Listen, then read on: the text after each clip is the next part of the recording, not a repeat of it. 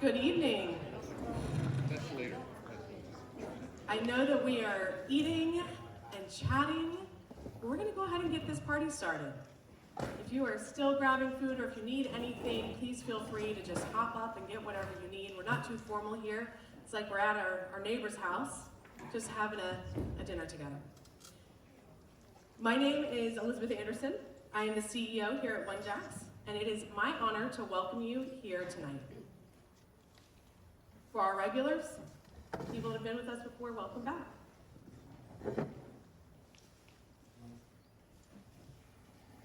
Everyone knows I am terrible with this clicker, so bear with me if it doesn't keep up. On behalf of our board and our staff, I want to thank you for being here with us. This is our civil discourse community supper called Breaking Bread and Barriers. And before we get too far, I definitely want to make sure to say thank you to our sponsors who make our program possible. I want to acknowledge WJCT, Do Good Communications, Fisher Towsey Law, and Amy Waycaster. This series was created with a simple belief that when we slow down, share space, and truly listen, we can bridge divides, even when the issues we face feel complicated or uncomfortable. This year's theme is Humanity in the Age of Information, and tonight we're calling out something many of us are feeling but we don't always name: mistrust. Right here in Jacksonville and across the country, journalism is changing fast. Local newsrooms are smaller, business models are shifting, nonprofit and public media are filling gaps once covered by legacy outlets, and legacy outlets are being bought by hedge funds. Journalists are being asked to do more, faster, with fewer resources. At the same time, trust in media is declining. The tension between the work of informing the public and the public's confidence in the work is very real. All right, let's think about the last major breaking news event that comes to mind. And I know there's a lot, right? Some days it's like whiplash. I get to the news at the end of the day. It's hard to keep up with all the breaking news, but just think of one story. Within minutes, maybe even seconds, headlines start flying. Sometimes very different headlines about the same event. Maybe you got push alerts or saw social media posts or comments. So many comments, always with the comments. Information is being shared while the facts are unfolding. Inevitably, there are corrections, maybe even contradictions. Some of us lean in, some of us tune out, and some of us are left still seeking. Not just information about what happened, but something deeper. Who can I trust? For many, that question doesn't stay abstract. It shows up in family text threads, in conversations with coworkers. A headline pops up on your phone, you share it or react to it, and suddenly a relationship feels strained. Not because you meant any harm, but because information now carries emotional weight. Suddenly it's not just about information, it's about connection. It's about community. It's about respecting one another when we don't share the same sources, assumptions, or conclusions. We live in a world where information doesn't just inform, it shapes identity, emotion, and belonging. When trust erodes, it doesn't just weaken institutions, it strains our families, our workplaces, our faith communities, and our friendships. That's why civil discourse skills matter so much right now. Listening with intention, staying curious instead of combative, holding conviction without dehumanizing one another. These aren't simply polite manners. They are civic skills. They are skills for remembering our shared humanity. So tonight, it's not about deciding whose news is right. It's about understanding how news is made, how trust is built or broken, and what responsibility we all share as journalists, as community members, as neighbors navigating a complex information environment together. To help ground this conversation, we're joined by an outstanding panel of local journalists who bring different perspectives, platforms, and lived experiences to this work. They're here not to defend an industry, but to help us better understand the pressures, the responsibilities, and the possibilities of journalism today. So without further ado,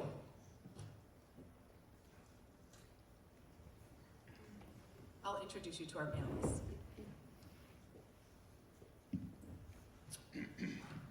First up, we have Will Brown. Will is an award-winning journalist for Jacksonville Today, the digital newsletter for WJCT Public Media. Throughout his career, Brown has showcased an ability to relate to people, whether it is the CEO of a Fortune 500 company, youth baseball player, community advocate, or elected official. He has earned awards for social media journalism, breaking news, photography, and defending democracy. Prior to working at Jacksonville Today, he reported for the Jacksonville Business Journal, St. Augustine Record, and Tallahassee Democrat. Will is a proud graduate of Florida A&M University. Not a pause, you always have to pause for that, right? And he boasts a master's in journalism from the University of South Florida. Next up, we have Ms. Deirdre Conner. Deirdre is the CEO and publisher of The Tributary, a nonprofit news organization that publishes government accountability and investigative news in collaboration with media outlets throughout Florida. Since 2021, The Tributary's reporting has reached millions of Floridians and changed policy and lives. Her experience spans both journalism and nonprofit management. And after a career as a print journalist at the Naples Daily News and Florida Times-Union, she joined the nonprofit sector, first as a director of advocacy and communications at the Jacksonville Public Education Fund, and later as the vice president at the Nonprofit Center of Northeast Florida. She is also the founder and principal of a consulting firm that works with nonprofits and social enterprise organizations. Deirdre is a proud 8th-generation Floridian. Also with us tonight is Kent Justice. Kent co-anchors News for Jax most weeknights, but thank you for being with us tonight. And he reports on government and politics. He also hosts This Week in Jacksonville, Channel 4's Hot Topics and Politics Public Affairs show each Sunday morning at 9 a.m., where civic leaders, business professionals, and nonprofit activists spend time in conversation with Kent about the big issues in our area. In addition, Kent hosts This Week in Jacksonville Business Edition, a podcast focused on economic growth and development. As a political reporter, Kent has covered inaugurations, national political party conventions, and local races for public office, and everything in between. Kent is a seasoned debate moderator, and in addition to being involved in a variety of local community causes, he has served as a volunteer pastor and musician in churches for more than 30 years. And last but certainly not least is Ms. Lynn Jones-Turpin, a longtime journalist, associate editor, and community media leader, best known for her work with the Jacksonville Free Press, one of the city's historic Black-owned weekly newspapers. At the Free Press, she also serves in senior editorial and managerial roles, including sales team manager, where she shapes coverage and supports the paper's mission to inform and empower underrepresented audiences.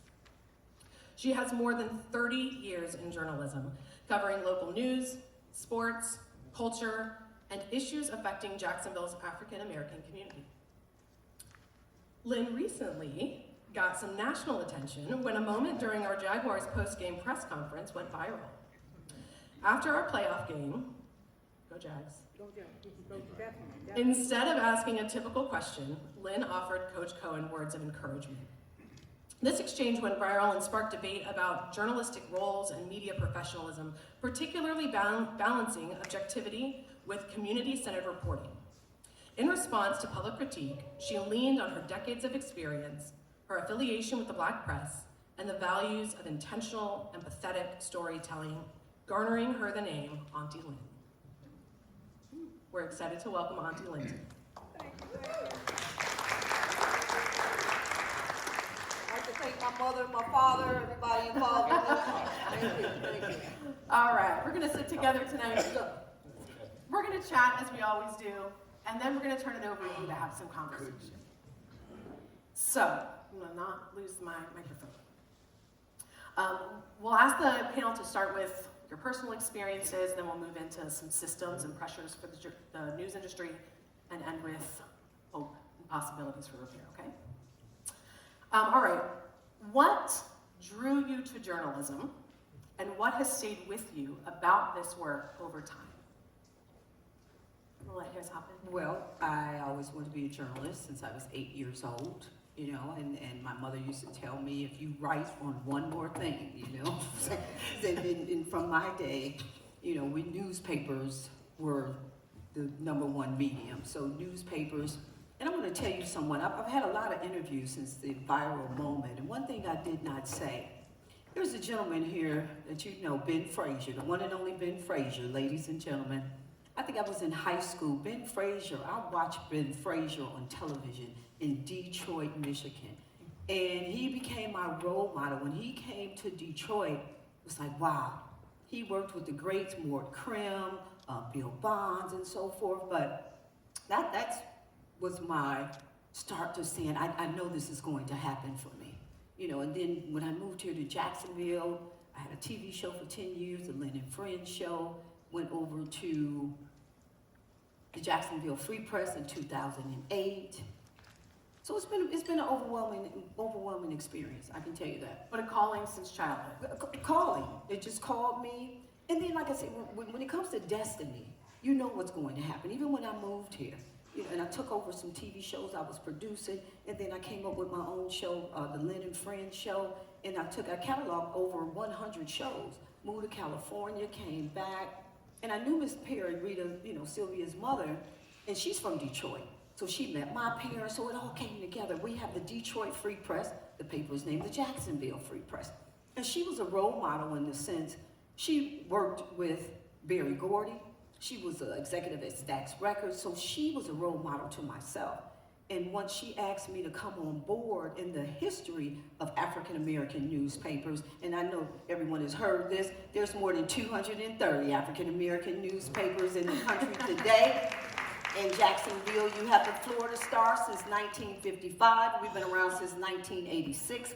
In Philly, the Philadelphia Tribune has been printing since 1884. In my hometown of Detroit, we read the Michigan Chronicle since 1935. So this is something I say every day. It's embedded in me. If you come to my office, either you need to get a subscription, because people call you, or really, no, I'm serious, you need to get a subscription, but you need to be embedded in this and know the history of newspapers, just like any other newspaper. So we appreciate you.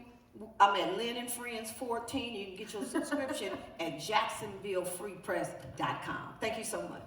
And we're done.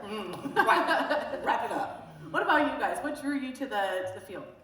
So, thank you for that. That was like a drop the mic moment right there. That's what I do. Impressed. We're done. That was your first comment. Yeah. That's great.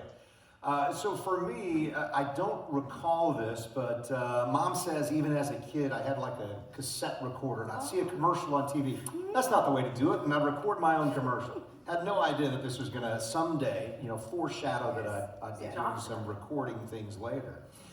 Really, high school freshman basketball team, tallest kid on the basketball team. My position, left bench.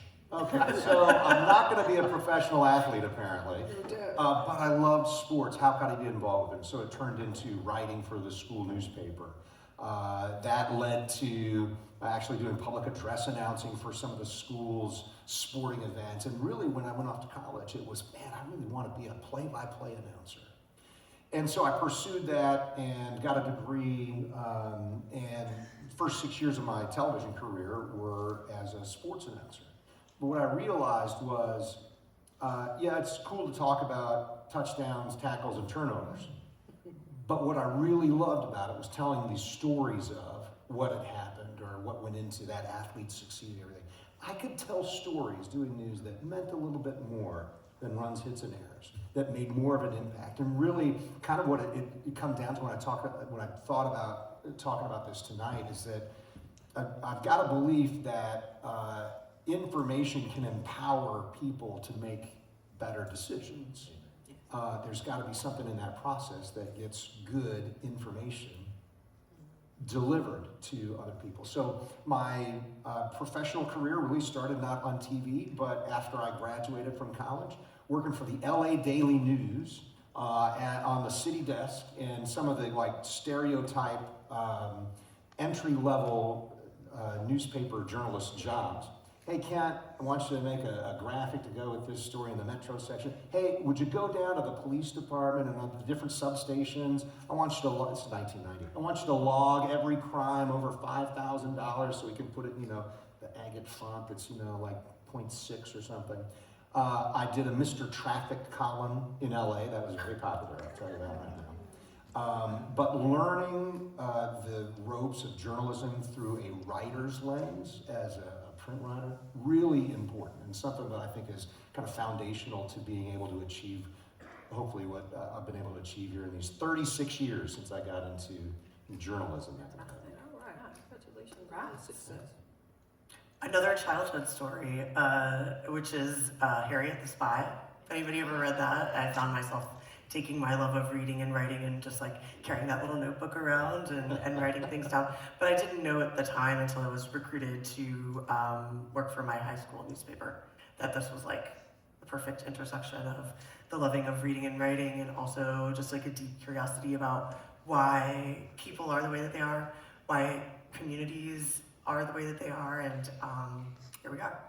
When you took a break and went over to the nonprofit space, but then went back, so what drew you back? What drew me back? Gosh, I think just a deep belief in the role that information plays in giving people the tools and resources to be great citizens and to be members of the community, and knowing that having information can give people a window into a different life, a better life, and also give communities a sense of what's possible.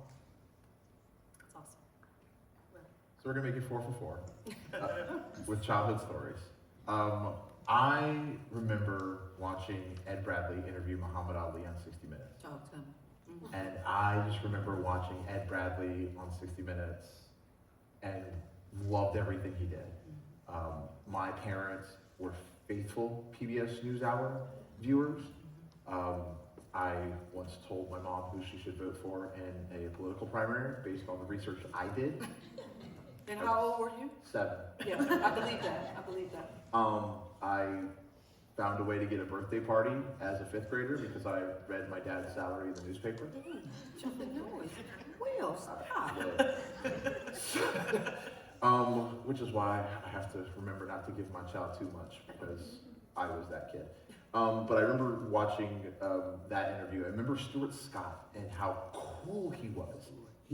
It was something I'd never seen before. I did think I wanted to go into sports journalism, and I did do that for a while, but there was also one woman whose reporting has impacted my career and everything I've done. Her name is Barbara Kaywood. Until the day I die, I'll call her Miss Barbara.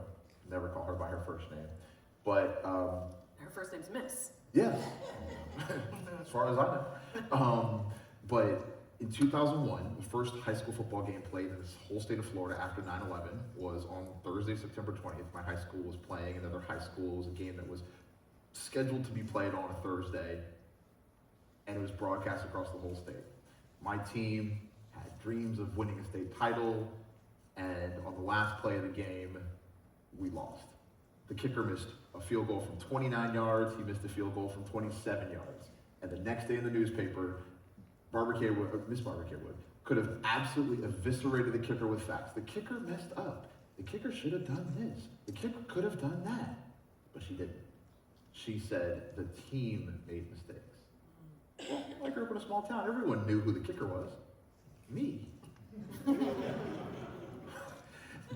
But it told me the power of journalism, the power of putting yourself in someone else's shoes and how they would feel with every word, everything you put in print, everything you put in a radio story, everything you put on social media. And so everything I write, everything I produce, every photograph I take, I always think, now how would I have felt if I were on the other end of this? I can still tell, I'm going to tell the truth. But there's always a way of how you do it. And that was something that Miss Barbara Kaywood taught me as a 16-year-old with a big leg who couldn't always control it.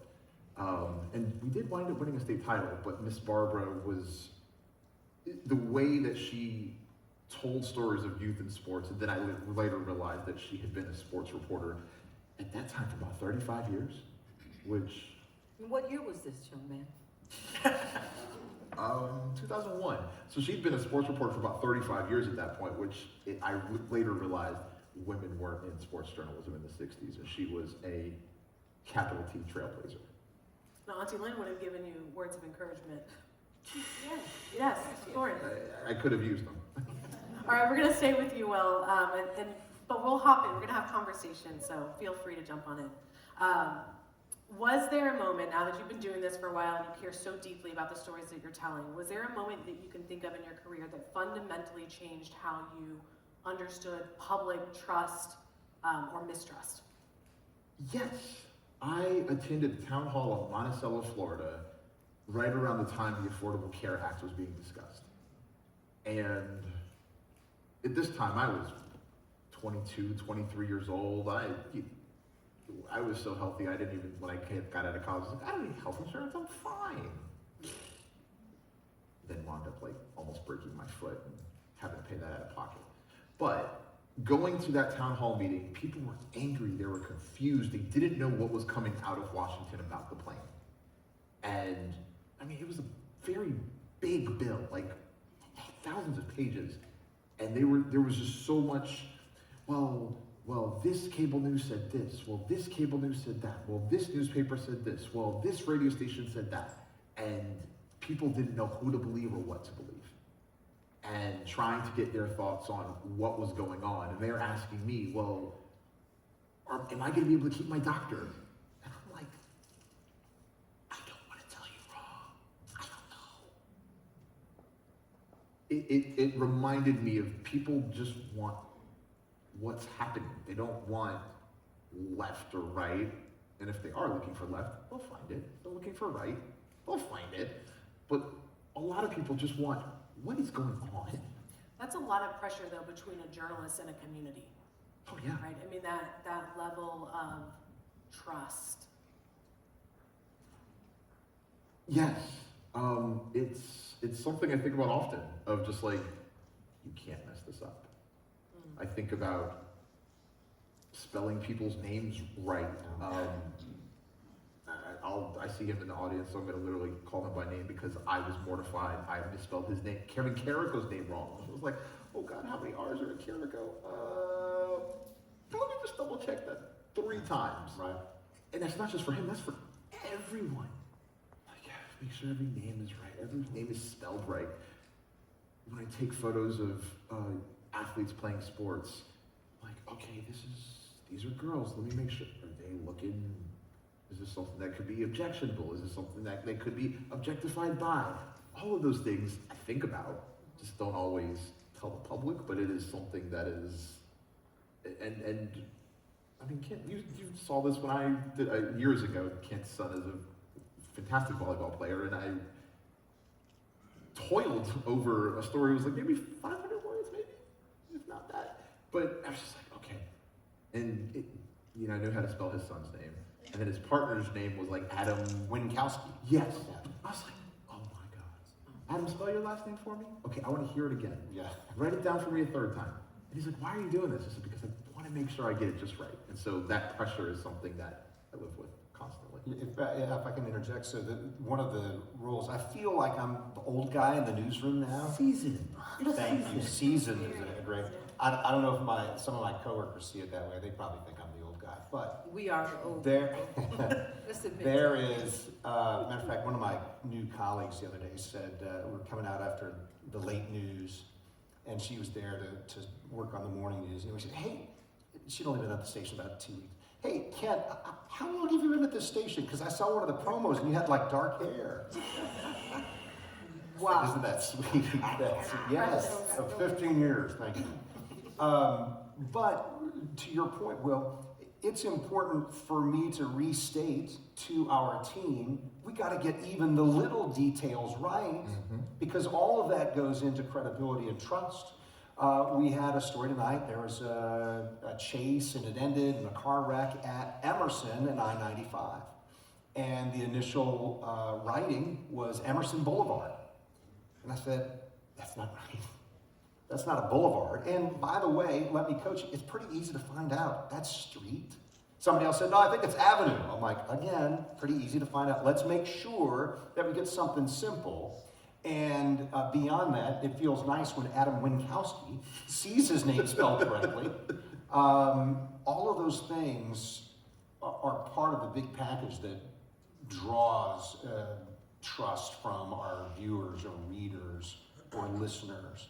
Because, hey, I'm going the extra mile. We're not perfect. We weren't perfect today when I said, hey, we got to say Emerson Street, but the little banner said Boulevard. Oh, dang it. But all of those things are really, from my view, really important, because if I can't get the little things right, how are you going to trust me on the big things? And you guys obviously care about this community, right? You're here, you're local reporters, but I think we see across the board that media, journalism, news, there maybe isn't the same care and concern happening when we're moving so quickly, when we're feeling rushed to get stories out, when we're feeling pressure to beat the blogger who's looking for clickbait, and we're trying to get the facts right. So I'm wondering if there is a strain right now on the media ecosystem, and what a healthy news ecosystem should look like. I can jump in there. Yeah. I think that the strain on this ecosystem that we have here, but really all over the country, is tremendous. There's a new report that came out in the fall of last year that showed the number of working journalists across the country is down by 75% over the last 20-ish years. And I would say in Florida, we've seen the same thing. Here in Jacksonville, we've certainly seen the same thing. Most of that is due to changes in the newspaper industry, but not only that. And so, yes, like we're all still feeding the beast, is what we used to call it at the TU, where, you would have, or when I worked at the Naples Daily News, when the newspaper would come in 2 bags on Sundays, one bag was just real estate ads, and the other bag was, the regular paper, and they would routinely write to you and be like, hey, can you add 10 inches to that story? Because we need to fill a little space. That's very different now, right? What is feeding? Oh, I'm sorry, 10 inches is like probably about 200, 300 words. And what is feeding the beast? Feeding the beast is really just like, there's a daily product, and this is true for any type of news organization. There's a product that needs to go out, and oftentimes there is a lot of demand for content and not a lot of folks to put it out there. And when you have those pressures and then you have fewer journalists, that is difficult. We also have a fragmented ecosystem here, across the country, locally and nationally. And in Florida, it used to be known as a journalism mecca in many ways. It's like, you want to make your career, you go to Florida. Probably the same reason you moved to Florida back in the day. But now Florida ranks dead last in the country for the number of media outlets per capita, because of consolidation, because of acquisition of news outlets by national and international corporations. This community is very lucky that we have WJCT, we have the Free Press, and we have Channel 4 that are owned either independently or community-supported organizations like JCT and TRIB. The Free Press, which is a for-profit business in theory, but I'm guessing some months it's a variable.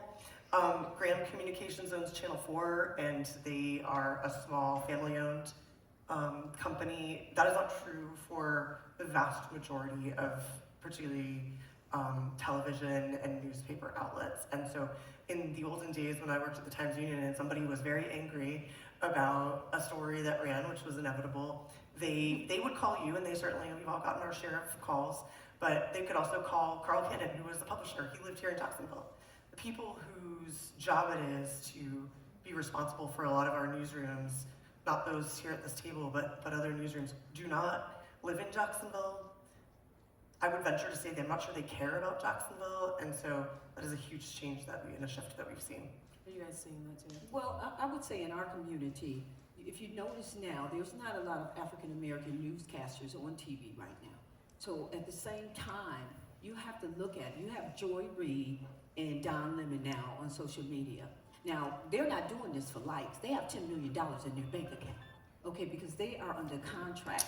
And that's the difference between a newscaster and a news reporter such as myself, that associate editor for a newspaper. Now I have to, like he was saying, you got to check everything, check your names, especially my headlines, because I'm a community paper in the sense. Dr. McIntosh might call me and say, Lynn, now you did this 2 weeks in a row, so we get calls from everyone, and people who know us, they can actually call me and say these type of things to me. But now that all the newscasters, it's who you want on the news right now. That's what's happening. And in our community, everything is going to, like Roland Martin, everything is either on YouTube or social media. And it takes time to garner likes and so forth and followers on social media. But now everyone that was at the top, you on your social media. So again, you have money in the bank. You're not doing this for likes. And I think too, what happened, especially the last administration and so forth, with African-American newscasters, and I hate to say it, you talk too much. And I don't mean, you can't talk, you have to be unbiased. Okay, you cannot put your opinion out there. Sometimes, just you have a panel just like we're doing now on your national TV, be quiet, let them talk. Let them talk. See, that's how I think I've had a good relationship with the community, because I need to listen to you. People come to my office, grandma may be 100 years old on the front page, 100 centenarians, how you say, and weddings go on the front. But yet at the same time, we need to reciprocate here. Do you have a subscription? Do you know about the black press? You get ready to get my spiel. I say this every day, so it wasn't nothing for me to say what I say, and even to the coach. And when they talk about protocol, I've been in that press room. I worked under Tom Coughlin the season of first. So now, I worked under Tom Coughlin the season of first. I moved here, didn't know anyone. I mean, Jacksonville, I came here since 1994. But to say I have been in that press room as long as I've been in media. I have a press badge. I started to bring it in so everybody, don't question my credibility, but that's what happened, because me being a seasoned reporter, you have young people there. I'm the only woman down there behind the scenes, believe that. I'm the only woman. In the back, you have all your photojournalists and the young fellas in the back. And then you have women, young women, who are afraid. They're not comfortable. But then they see me, I'm Lynn Jones, word up. How you doing, young lady? What's going on? Listen, you hold your head up. And I would tell everyone that. And they're very scared and they're very timid, because, especially in sports. Sports is male dominated. And I know you probably heard me say Tiger Woods, and this is about my third time. And let me tell you something. First time I would say was Belichick doing Super Bowl here. So I asked Belichick, I said, well, Belichick, do you think you're the GOAT? That's when everybody was saying the GOAT. The GOAT. And it stopped in the tracks, and he said, I don't know. But the fact is, I was on national TV, NFL, oh my God, it was Super Bowl. Everybody calling from around the country. Second time, I'm talking to Tiger Woods, and oh my God, the first day, Tiger, oh my God, he's about to win. And he's looking at me. All these men, because men are so hardcore. And they want to get the story. Where me, I'm like, I'm squeezed in here, and he's looking down at me, and he said, young lady, I can hear him. It's like, if you don't answer your question, oh my God. So I don't ask my question. I'm like, oh no, Calvin Peake was with me. Calvin Peake, a good friend of mine. Calvin, I'm trying to tell you, man. Calvin Peake. So we're in the back, him and his Skip, that's his business partner. And I'm crying, I'm like, oh my God, don't worry, Lynn, we're gonna get it tomorrow. Because you feel when you are on the front line, you have to be quick. And you have to answer your question, because one of these guys can come up and just ask it. He's looking good and everything, and he'll ask the question. So I came back the next day, and he had won. And let me tell you something, you'd be in awe. It was millions and millions of people. So he's looking at me like, if you don't answer your question today. So I said, oh my God. I said, Tiger, so why do you wear red when you win? Oh my God, he started rattling off because his mom gives him the shirt, and it was amazing. And then, oh my God, on the Golf Channel and all of that information. But I'm just saying, for us, and especially as women in the media and sports arena, so that's what kind of caught me off guard when the young man said to me, he questioned my credibility. I don't even know this man. I don't stay focused. Yes. To follow up on that point. Yes. Media consolidation squeezes out opportunities for young and emerging journalists. Because I grew up in Sarasota, Florida. They had a TV station. WWSB was its own ABC affiliate. So there was a lot of Sarasota-centered news, and I'd sometimes see the reporters around. I was like, oh wow, I thought they were superstars, because and there were black women who I saw when I was young. Vicki Oldham, Cheryl Green. It's probably someone else, but I remember those two. And media consolidation takes away those opportunities because the company will say, oh, well, we can get away with having 6 people when we used to have 9. Right. Right now, I can't control that. But what I can say to your point is that, like, it shows up in places where Lynn was in the press room at the Jags.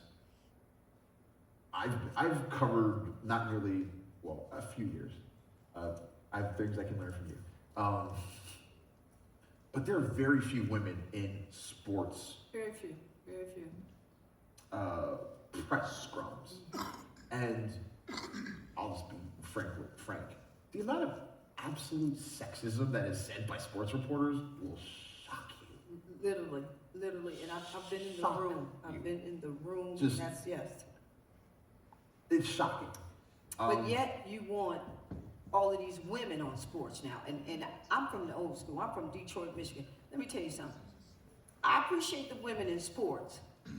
But a lot of these women, I just know. I need a man because I need some sports news. So it now you have all these new women sports reporters, but it's like it's a beauty contest right now. You know, who's the cutest on the stage, and who's over here, and we're gonna throw the ball to you over there. Okay, I got that ball, you know. But when it comes to us and really understanding sports, and like he just said, being on that front line, it was just like the coach when he came out. You could see everyone. If you've seen the video, you could see it. And my words, you're calling me an auntie, is because I am seasoned. Because all you young fellas around here, you don't even know me. But yet you want to say my credibility, fake news. And I say, well, you look on YouTube. A long time ago, I'm standing there with Barack Obama with the microphone. Can't stop. You understand what I'm saying? So my experience speaks for itself. But then it took that. Everybody in Jacksonville know me. I've been around a long time. But it took that to catapult something else. You know, when they say success happens overnight, let me tell you something. And when they say success, what I've been saying, success is succession, succeeding. Talk to me, because you got to break the word down. So that's what happened, and that's what happened to me. So no one knows, and everyone's telling me what to do. But let me tell you something.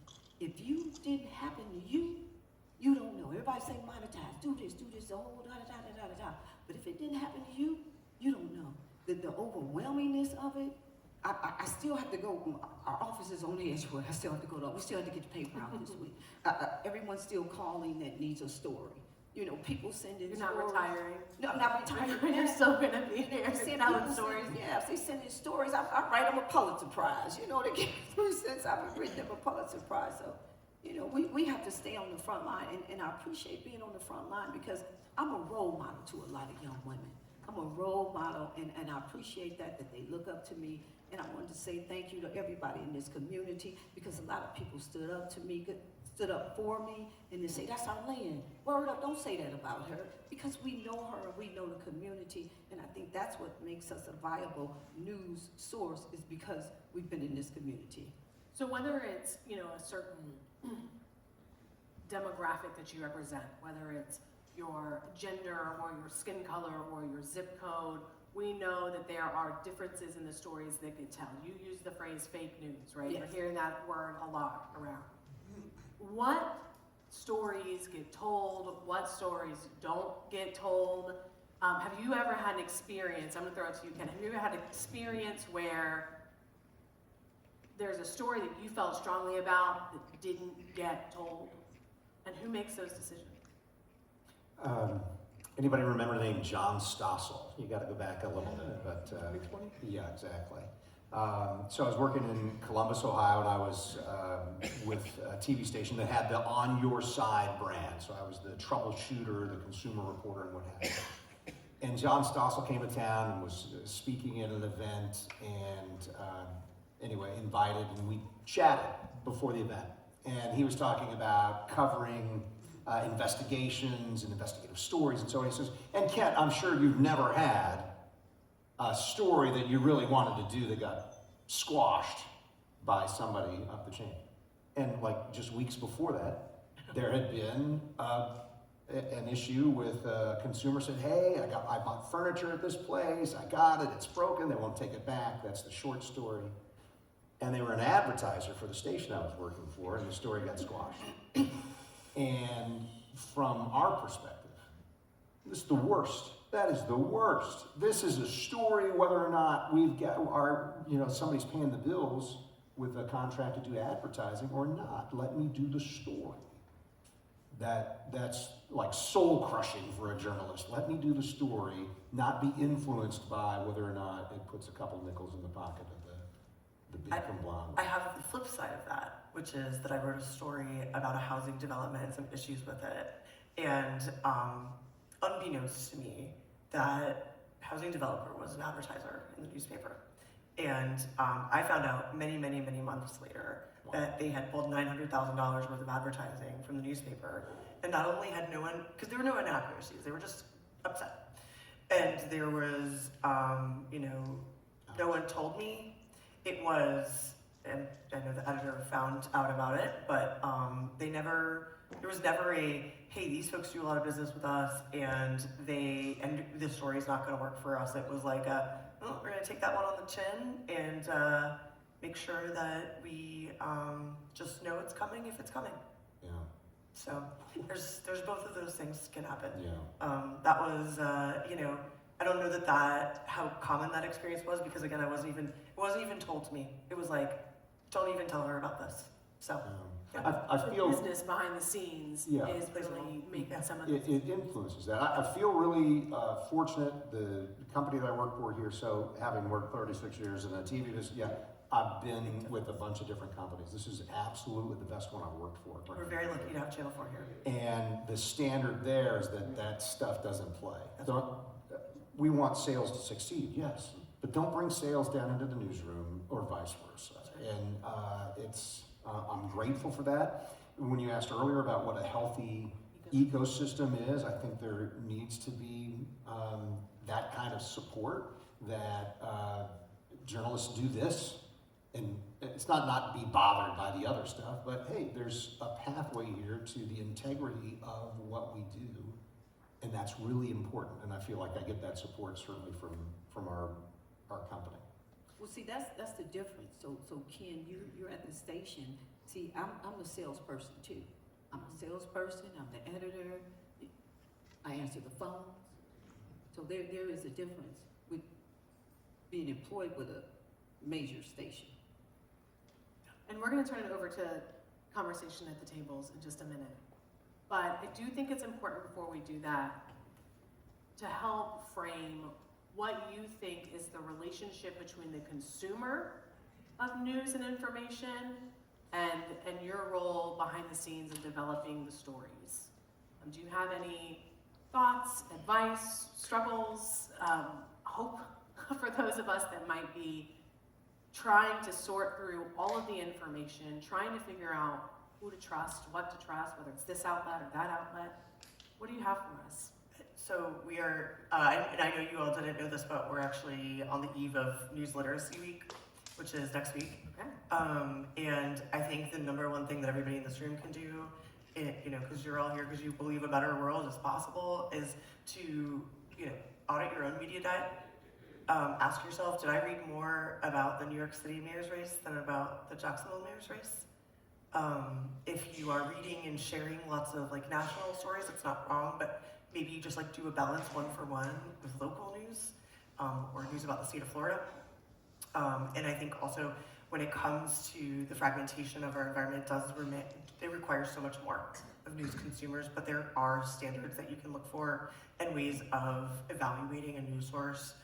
Things like, do they put their contact information? You can get Ken's email off of News4Jack's website, and you can call the station, you can call Lynn, you can call Will, you can call me, if that's not something that's part of the news source. So there's a lot of different standards, and if you go to News Literacy Project, they have a one-pager that's here's just some things to look at. So, And we printed them oh, you did? and put them on your table. Amazing. Thank you, Deirdre, for Yeah. sharing that with us ahead of And time. thanks to the News Literacy Project, they do a great job, and they do a lot of education with younger people, like high school students and college students, about how to better understand the information they consume. Anybody else? I remember something LeVar Burton said in Reading Rainbow, but don't take my word for it. What is it? What is it? And then he would say, go read a book, essentially. But it's an when I say oversourcing, but overstating, well, like, don't believe me. I mean, I'd like for you to believe me. I really do. But I'm always of the, okay, well, if you think I'm not telling the truth, here are my sources. Here's where I got, if you don't, you're saying this bill in the legislature. Here's a link to the bill. Here's the passage from the bill I quoted.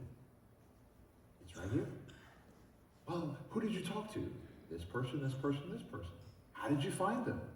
So I try to let people know how the pasta is made.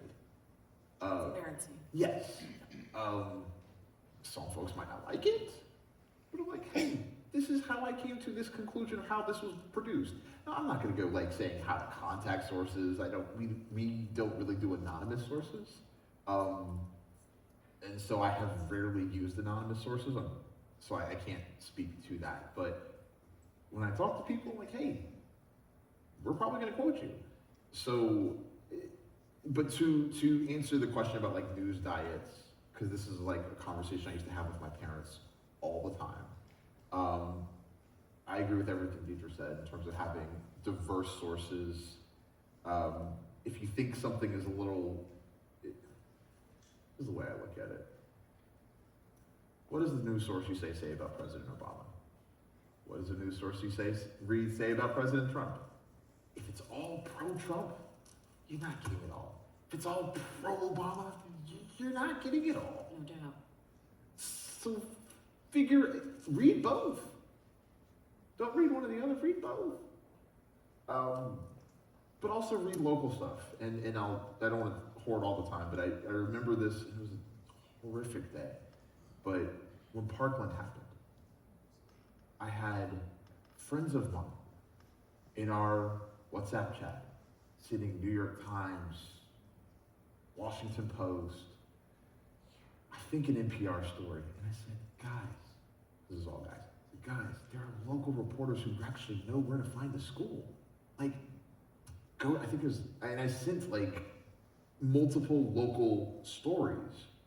Like when the FSU shooting happened last year, and I hate to always go back to shootings, it's just something that people who don't live in Florida will send me text about. When the FSU shooting happened last year, I had a cousin of mine who was like sharing like inaccurate information. I said, no. Well, how do you know? Because I've talked to the reporter who's on campus right now. Well, how do they know that? They're on campus. Like, they're 100 feet away from what's going down. So, and sometimes it takes a little bit of searching on your part. Like, it's not just going to come to you. It's not just going to come to your phone. You might have to do a little bit of searching. And that's okay. 3 clicks instead of 1 is not that much more work. Like, it's moving your thumb 3 inches. So, that was all. Yeah, if I could say, certainly being the political reporter in town, it kind of shapes this, but I know that I guess civic life is important to me and how we do that. And I think journalism is really important to that. So many times in these last 10 or dozen years when people said, how do you know what's fake news? I hate the phrase.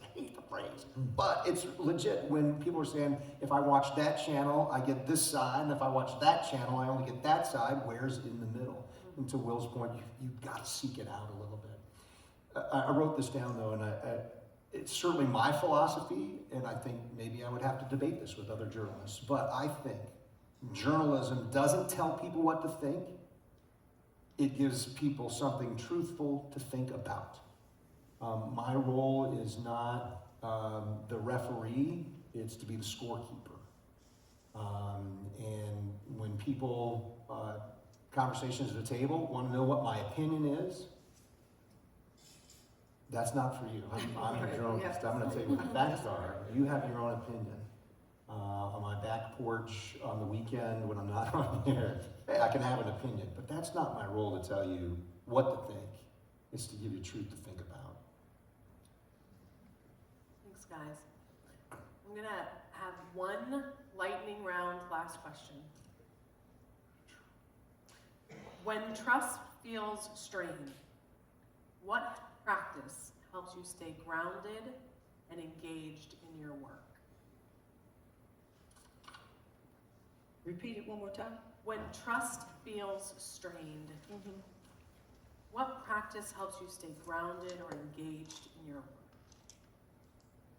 One thought to leave us with. Leave Keep my your office. head up. Keep your head Head up. up. Keep your head up and stay focused.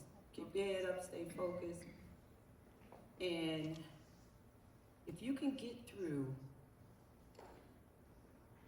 the mistrust, and as Ken was saying, the stories, you have different outlets.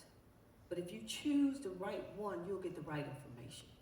That's just the bottom line. And then don't trust me.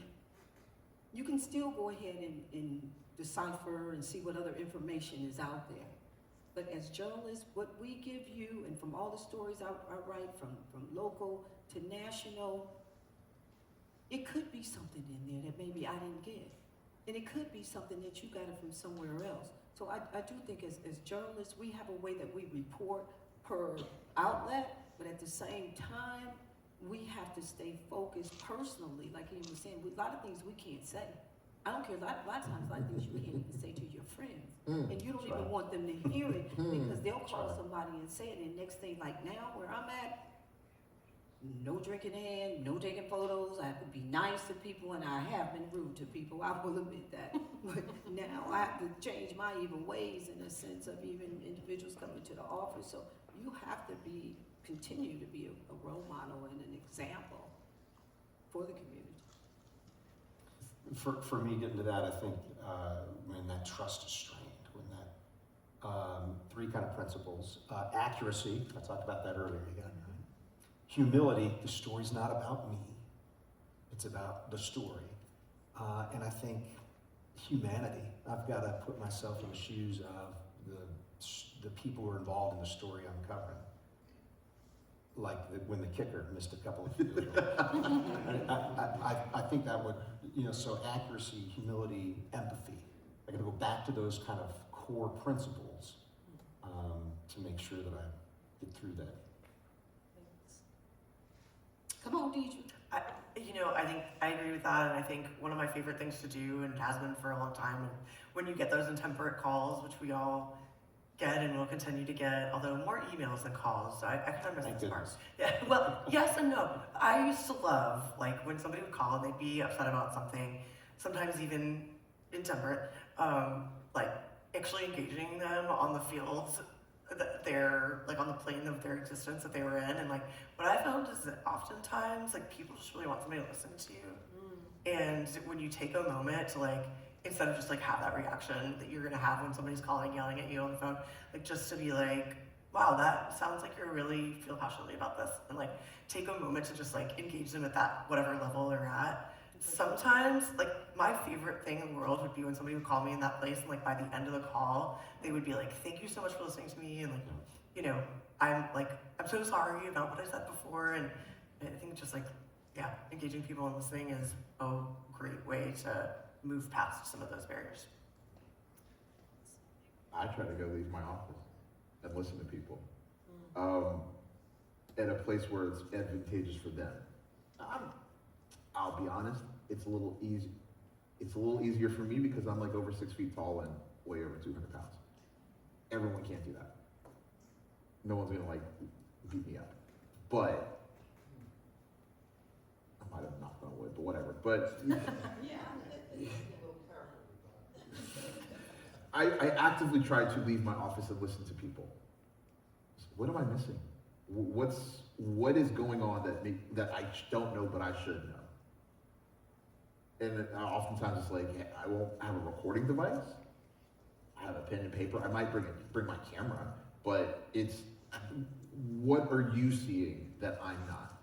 What is there something that we as media aren't covering? Is there some part that we're not understanding? And I really, really try to be like physically present places and not just like, oh, yeah, I'm playing on my phone.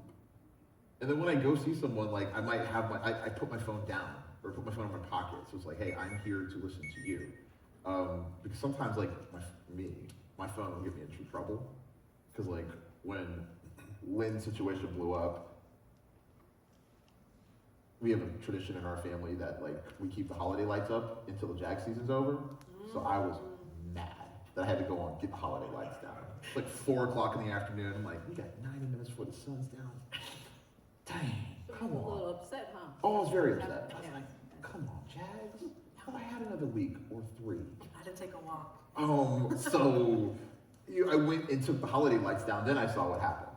Or, we all have opinions on certain things, but like I even pay attention to the colors I'm wearing. Like, when I go to anything like political, I wear black or gray or like an orange and green tie because I went to Florida A&M. But like when I'm at HBCU circles, I don't wear anything related to Florida A&M. I'm very proud of being a FAMU grad, but that would show favoritism to another institution. So I even think about what I wear, what I say, my notebook, like the notes that are in my notebook that have a tendency to spill out. All of those things I think about because I am sometimes I might be someone's only encounter with a journalist, and if I don't want to mess it up for all of us. But going outside, engaging, building that trust back, listening, going deeper, having humility, remembering their humanity, staying focused, what you came there to do, all great words of wisdom. Thank you so much. Thank you too. Thank you for listening with us. Thank you for being with us. I appreciate you sharing all this information. I'm like listening to you. I don't even know what's next on my script. Join me in thanking them. Let's give them a round of applause.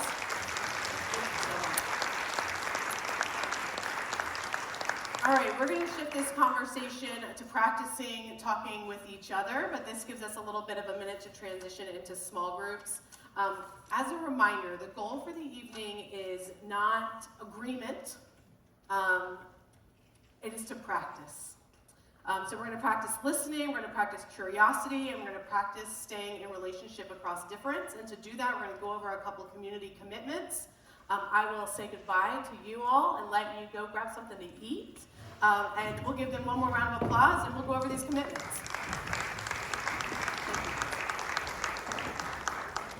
Thank you.